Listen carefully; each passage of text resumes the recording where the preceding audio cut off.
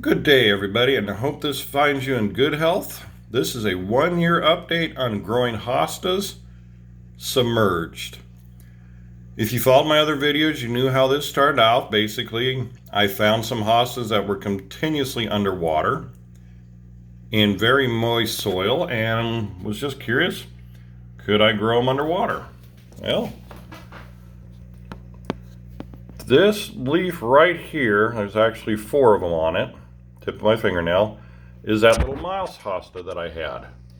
I thought that was an anubis when it started growing, and when I was doing my tank cleaning this weekend, I discovered it's not anubis. That's actually that mouse, and it's attached to the rock I put him on. He went completely dormant through the deciduous cycle, and now he's putting out new leaves. I've also got my staghorn right there.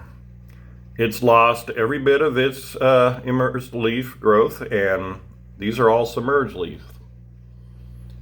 Really looking good.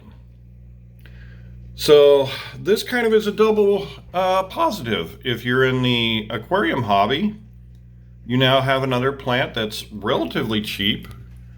Can go anywhere from tiny with the mouse ears to gigantic with some of the bigger species.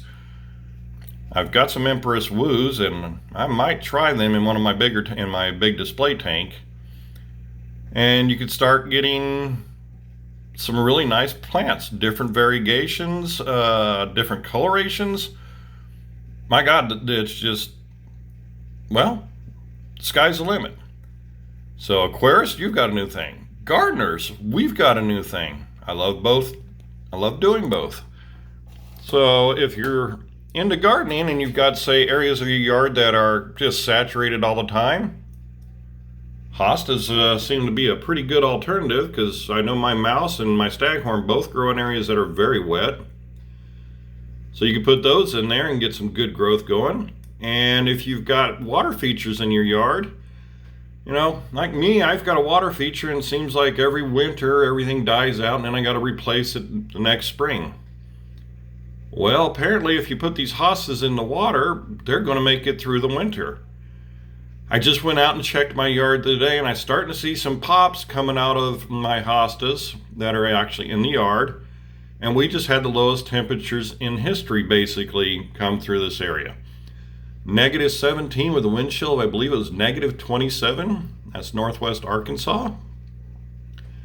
And they're coming back. And they were in very wet areas, and that area is still very wet. So, gardeners, aquarists, I don't know what we're going to call these hostas. Bulletproof? Godzillas?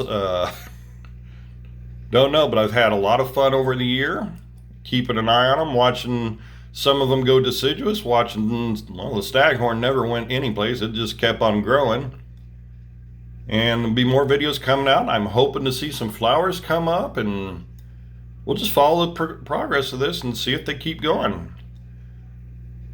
I hope everybody enjoyed this video as much as I've enjoyed a year-long dealing with them and watching them. So again, there's the 2 of them. I wish I could do better on that little mouse, but he may take a little bit of time to grow. But that stag, wow, he just looks great. And it is actually branched off into 2 pieces right there. So you all have a great and wonderful day, and hope this gives you some ideas for your yard and for your fish tanks. Goodbye now.